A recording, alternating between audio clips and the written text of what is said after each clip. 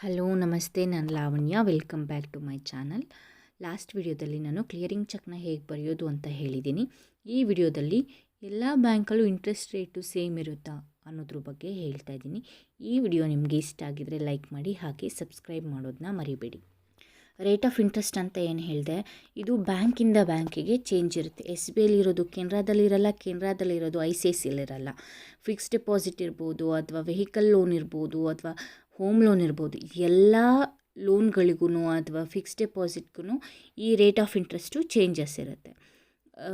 ಮತ್ತು ಇನ್ನೊಂದು ಅಂತ ಹೇಳಿದ್ರೆ, ಈ ಪ್ರೋಸೆಸ್ಸು ಮತ್ತು ರೇಟ್ ಆಫ್ ಇಂಟ್ರೆಸ್ಟಲ್ಲಿ ಚೇಂಜಸ್ ಇದ್ದೇ ಇರುತ್ತೆ ಪ್ರತಿಯೊಂದರಲ್ಲೂ. ಆದರೆ ಈ ಚಲನ್ ಫಿಲ್ ಮಾಡೋದು ಅಥವಾ ಚೆಕ್ನ ಬರೆಯೋದು ಇದರಲ್ಲೆಲ್ಲ ಸೇಮ್ ಫಾರ್ಮೆಟ್ ಇರುತ್ತೆ. ಬ್ಯಾಂಕ್ ನೇಮ್ ಚೇಂಜ್ ಇರ್ಬೋದಷ್ಟೇ, ಬಟ್ ಸೇಮ್ ಫಾರ್ಮೆಟ್ ಇರುತ್ತೆ. ಫಾರ್ ಎಕ್ಸಾಂಪಲ್, ಈಗ ನಾವು ಚಲನ್ ತೊಗೋತೀವಿ ಅಂತ ಹೇಳಿದ್ರೆ ಅದರಲ್ಲಿ ಡಿನಾಮಿನೇಷನ್ ಇದ್ದೇ ಇರುತ್ತೆ, ಫೋನ್ ನಂಬರ್ ಇದ್ದೇ ಇರುತ್ತೆ, ಡೇಟ್ ಇರುತ್ತೆ, ನೇಮ್ ಇರುತ್ತೆ.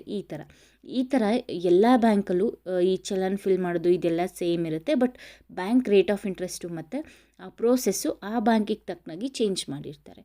ಈ ರೇಟ್ ಆಫ್ ಇಂಟ್ರೆಸ್ಟ್ಗೆಲ್ಲ ನಿಮಗೆ ಪಕ್ಕ ಬೇಕು ಅಂತ ಹೇಳಿದ್ರೆ ಆ ಬ್ಯಾಂಕ್ದು ವೆಬ್ಸೈಟ್ಗೆ ಹೋಗಿ ನೀವು ತೊಗೊಂಡ್ರೆ ನಿಮಗೆ ಈಸಿಯಾಗಿ ಎಲ್ಲ ಡೀಟೇಲ್ಸು ಸಿಗುವಂಥದ್ದು.